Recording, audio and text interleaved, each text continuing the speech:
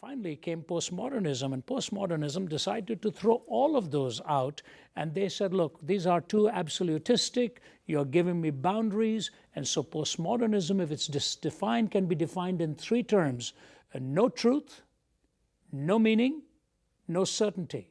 No truth, no meaning, no certainty. And this is from the actual case. I want to read you what their defense was. The court should not overturn the long-standing rule in Colorado that the term person, as is used in the Wrongful Death Act, encompasses only individuals born alive. Colorado state courts define person under the act to include only those born alive.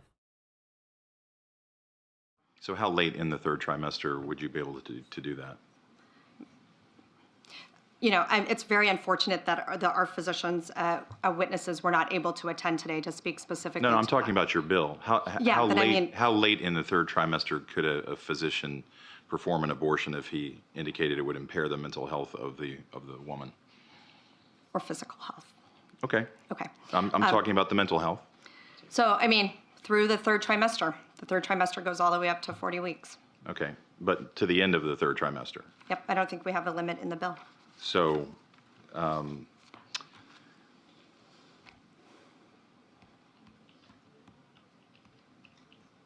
where it's obvious that a woman is about to give birth, she has physical signs that she is about to give a birth, would that still be a point at which she could request an abortion if she was so certified? She's dilating. Mr. Chairman, that would be a decision that the doctor, the physician, and the woman would make. I understand that. I'm asking point. if your bill allows that. My bill would allow that, yes.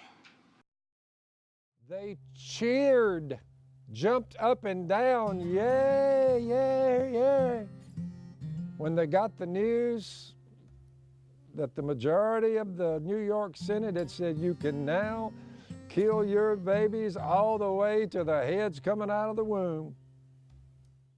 Power in Albany now in the hands of Democrats, moving for quick passage of an abortion rights bill. We're saying here in New York, women's lives matter. We're saying here in New York, women's decisions matter. New York legalized abortion in 1970, 3 years before the Supreme Court decision in Roe versus Wade.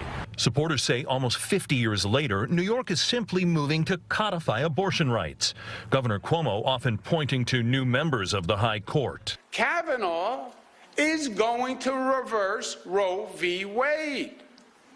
I have no doubt. But critics say the Reproductive Health Act goes beyond codifying to expanding. 1705, originally in 1662, that all children born in this country shall be held bond or free only according to the condition of their mother. That says that if your mother was a slave, when you're born, you're automatically a slave. If your mother was free, you got lucky. You're automatically free. That's what that law says. By the way, ladies and gentlemen, this is the law that recognized and sanctioned the institution of slavery in Virginia in 1662. This is a repeat law. I want to delve into this very briefly because you need to understand what this means.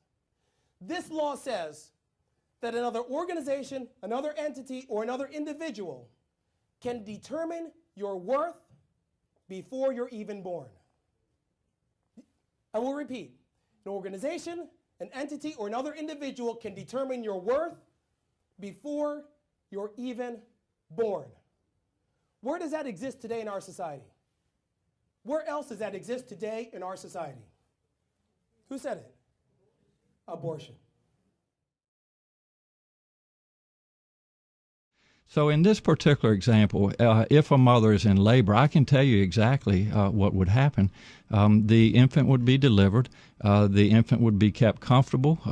The infant would be resuscitated if that's what the mother and the family desired. And then a discussion would ensue between the physicians and the mother. So I think this was really blown out of proportion. But again, we want the government not to be involved in these types of decisions. We want the decision to be made by the mothers and their providers. And this is why, Julie, that legislators, most of whom are men, by the way, shouldn't be telling a woman what she should and shouldn't be doing with her body. Let's be really clear about what we're talking about here. We're talking about fourth trimester abortion, or what anyone in the normal world calls infanticide. That's what we're talking about.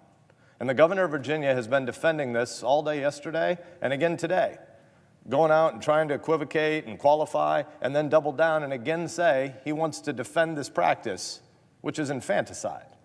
Let's be clear what we're talking about. We're talking about killing a baby that's been born. We're not talking about some euphemism. We're not talking about a clump of cells.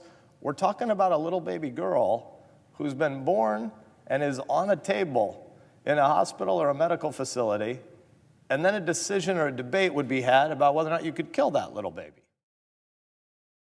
I find abortion abhorrent at any time, but even those who disagree should be able to see the stark reality that aborting a full-term baby minutes before it emerges from the mother's womb is barbaric. These efforts in Virginia and New York are indefensible and shouldn't even be part of our public discourse. Derived from the same mindset as the law that sanctioned and recognized the institution of slavery, the ultimate form of tyranny.